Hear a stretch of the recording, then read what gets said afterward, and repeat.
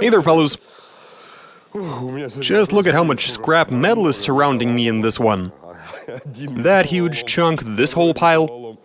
Now, the set consists of 5 axles and 1 car, which has a 6th axle.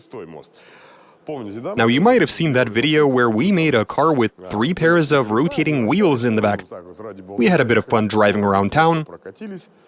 That thing had 3 wheels on either side, but none of them were driven. They were pretty much there just for show. But now that got us thinking, why not try making a setup with even more wheels, so that the car is rocking 10 wheels for both sides in a pyramid formation, with 3 of those wheels on either side planted on the road to slightly increase the tire contact patch. Well, by slightly, I mean radically, of course. Now, here's what that's supposed to look like. We've drawn this out on a piece of paper. So the plan is to fit 6 axles and have 6 wheels on either side.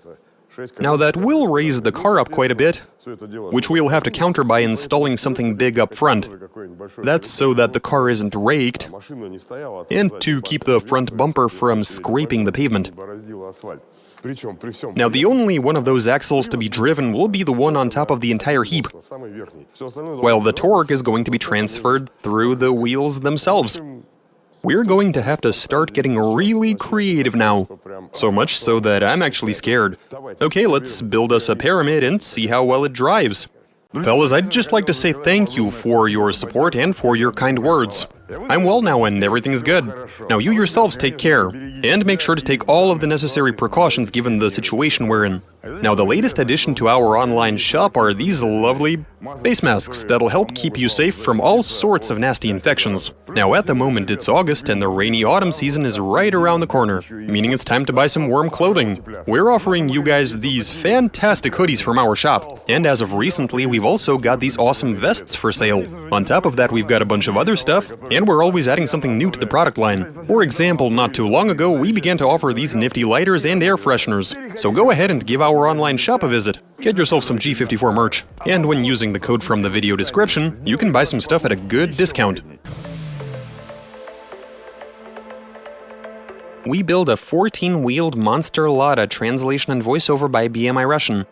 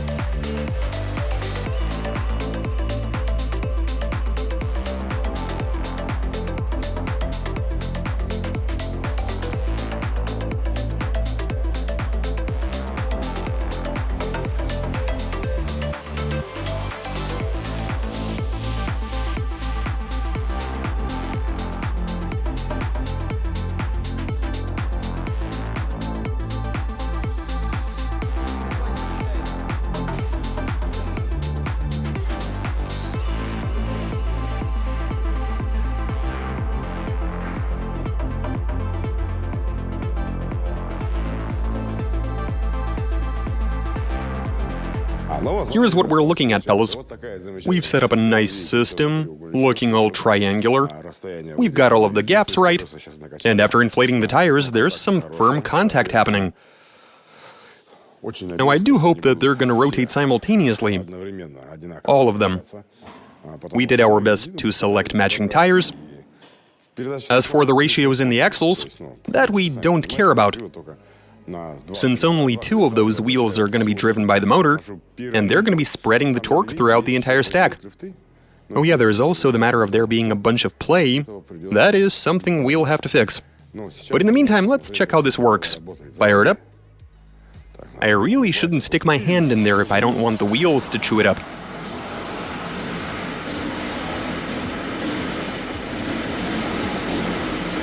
Well, the engine doesn't seem to feel stressed. Okay, so in first gear they roll just fine. Let's try second. Try second, yeah? Stalled it? It might be that the engine is a bit cold. Yeah, that's good.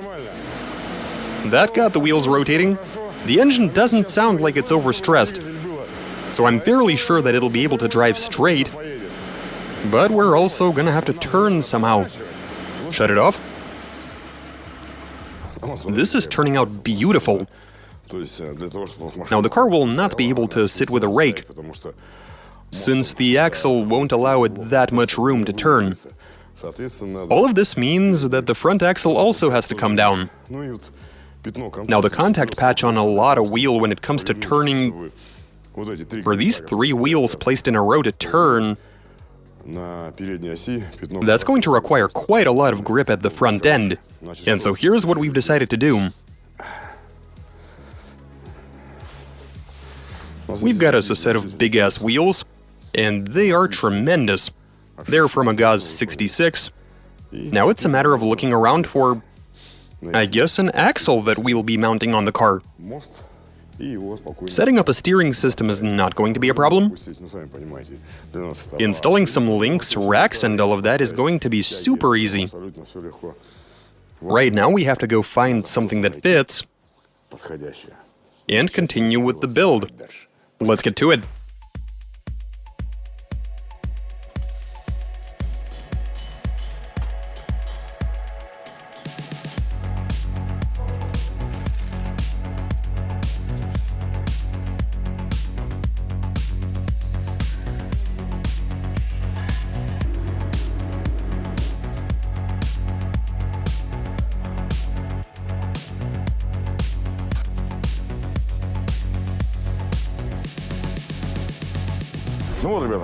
Okay, I give you. Well, the car is now rocking an axle up front. It's an actual axle with a differential from an UAZ. The wheels are from a 66. What's nice is that we've got a good view of what we've done. The rack has been relocated and placed down low. Right here you've got the steering shaft, though we're not running any sort of power steering system. Now, one vital detail which the attentive viewers have probably noticed already is that this isn't the same car we started with. It's a different vehicle altogether. The one where we had the diesel engine that we converted to run on gasoline. So yeah, that's what we're gonna go with. Since the former 2CT 2-liter diesel that is now a gasoline engine has definitely got the upper hand over a typical Lada motor in terms of torque. The stock power plant would have had quite a lot of trouble getting all of those axles to rotate. Anyway, so the bottom line is that the car is ready, and is looking awesome. Now I just have to find a way to climb in, start the engine, and attempt to drive this thing. Let's do this. Okay, let's go.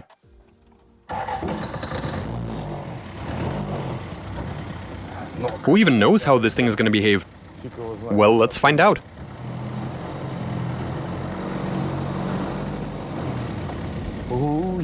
Well, it drives, it just doesn't go far.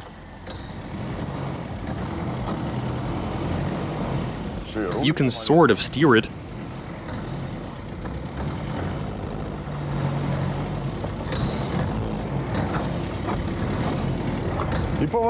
Interestingly enough, it actually turns quite nicely. I was worried that it'd be reluctant to turn with there being 3 wheels on either side. But as a matter of fact, it's all right. Are the tires slipping?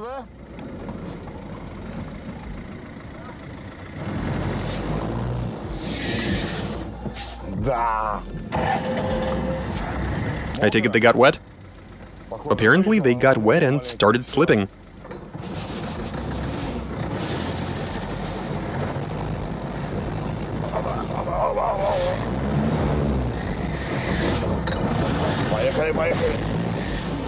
Yeah, there we go.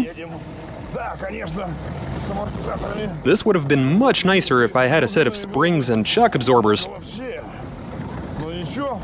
But this wouldn't be my first time driving with no suspension. Nice. Though it is shaking me up quite a bit.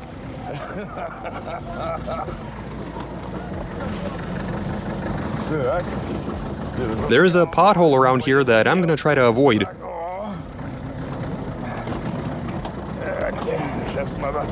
And now I try flipping around. If I'm able to, of course. Come on. What's with the angle? There seems to be plenty of it. We've got slip. Where do you see a forest?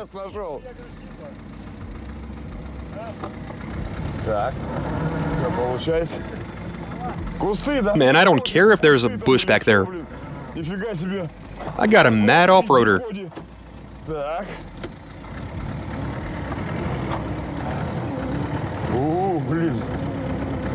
We have got some wheel-on-wheel slippage. I can definitely feel it. We need to put a bit more air into them, for them to push into each other and ensure better engagement. Okay, so we found the first couple of flaws then, which is totally fine for the initial testing phase. I mean, that's the entire reason we always conduct tests before heading out somewhere. And we definitely gotta take this thing to someplace. But that has to be somewhere with some smooth pavement.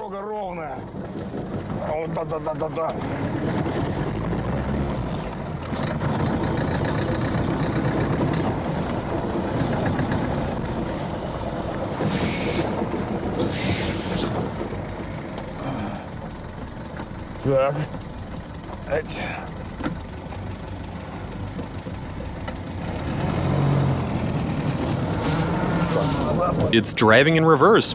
That's quite nice. Now I could of course use a second mirror, but I guess I'll have to make do with just the one. No worries.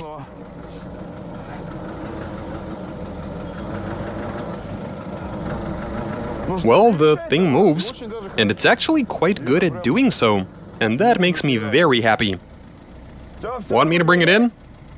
Oh, they're scared, afraid that something might break. Rightfully so. You never know.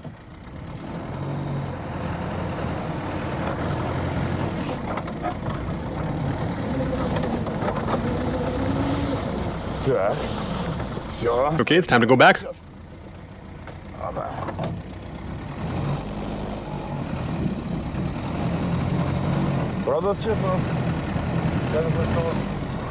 I do not have a good feel for its size.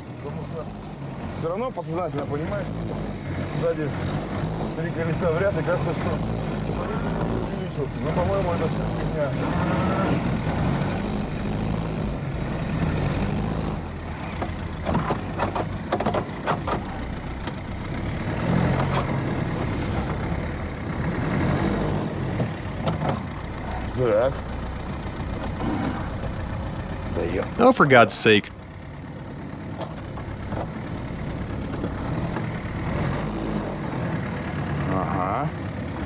Okay, I'm on the path. Now I carefully bring it in.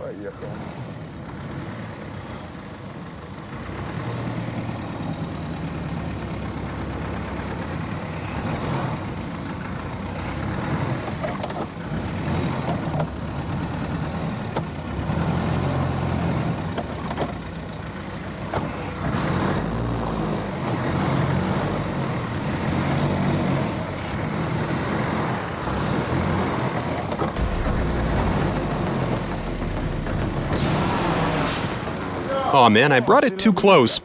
How on earth do I get out? Okay, fellas, that first drive was a success. We are looking good. And though I didn't drive that far, I at least got a feel for it. Now, I was worried that I would have a really hard time turning the wheel.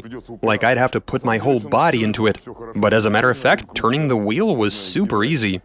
We don't even need to run any power steering in this thing. But since we don't have a suspension, the car is super bouncy, going over the ridges, ruts, potholes. I was being tossed around in there. So I'd conclude that this car is not a great fit for these roads. Instead, we either need a surface that's Autobahn level smooth, or something really soft and muddy, where you hopefully won't be bouncing around as much. Now, it was to be expected that out on the road, after we've seen a bit of rain today, the tires would get wet and we'd experience some slippage. In order to get rid of that, we're going to have to play around with the tire diameters to get them to press up against each other more firmly. Granted, we could have solved that problem at the assembly stage, but then we would have put some air in and rendered them immovable by hand. And if you're having trouble doing it manually, the gearbox and engine are also not going to be all that happy. But I'm sure we'll figure something out. We'll think of something. And well, naturally, I do think that we should take this thing out into a field. I mean, it's not like we even have to travel all that far. We find a puddle with some mud and dunk it right in there. Though we are going to need a big tractor on standby, I reckon. And that's all I got for you, fellas. Keep an eye out for new episodes. This thing, we'll be taking it to some place gnarly. And that's all I got for you. Watch us, subscribe, suggestions, comments, give us a big thumbs up. We'll see what all of this is worth in just a bit. Catch you later. Пока.